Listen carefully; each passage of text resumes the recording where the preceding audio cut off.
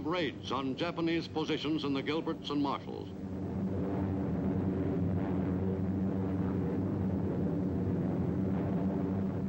The crews were well prepared for opposition.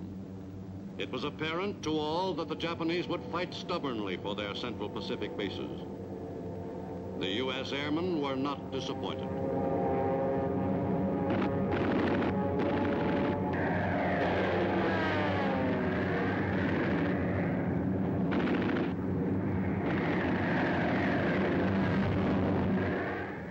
The principal targets in the Marshalls were the airfields, from which the Japanese planes operated, bases which were indispensable to the enemy's defense of the Central Pacific area.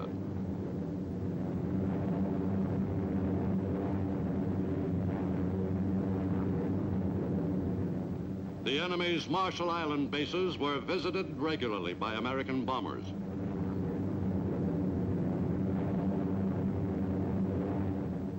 From November 14th to November 21st, American Air Force bombers flew 13 missions to the Gilberts and Marshalls.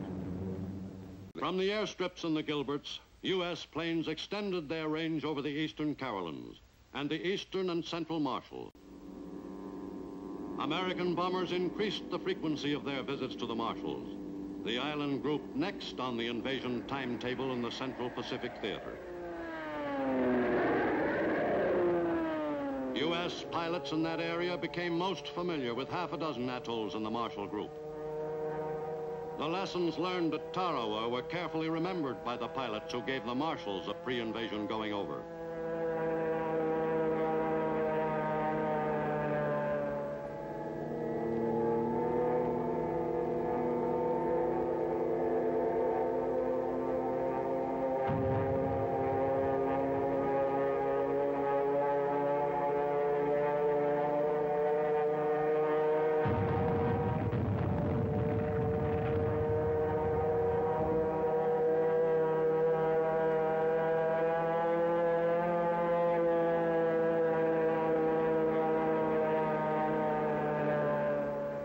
And the lessons learned at Tarawa in the Gilberts were to save the lives of thousands of Americans as U.S. forces pressed the attack on the road to Tokyo and final victory.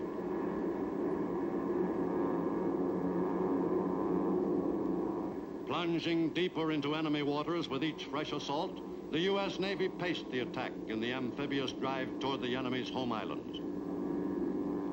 During World War II, the Navy made maximum use of two weapons which had not theretofore been used on a large scale by American forces: the carrier, with its complement of attack planes, and the submarine.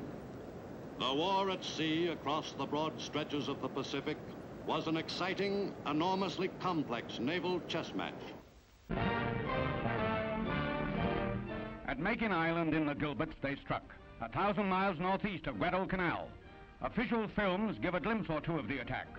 Submarines surfaced off the important Jap seaplane base within range of deck guns. Taking the enemy by surprise, they fired on the harbor.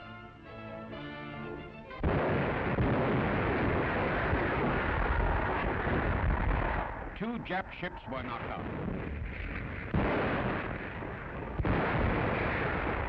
From the subs in rubber landing boats, just as in these maneuvers, the Marine raiders made for shore, the enemy plane base marked for destruction. Scores of Japs felt devil dog steel that day. When the subs started home, Makin was in smoke and flame.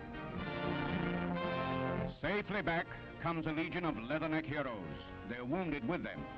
Remember these boys when you're asked to do your share on the home front. They are writing history in blood and sacrifice.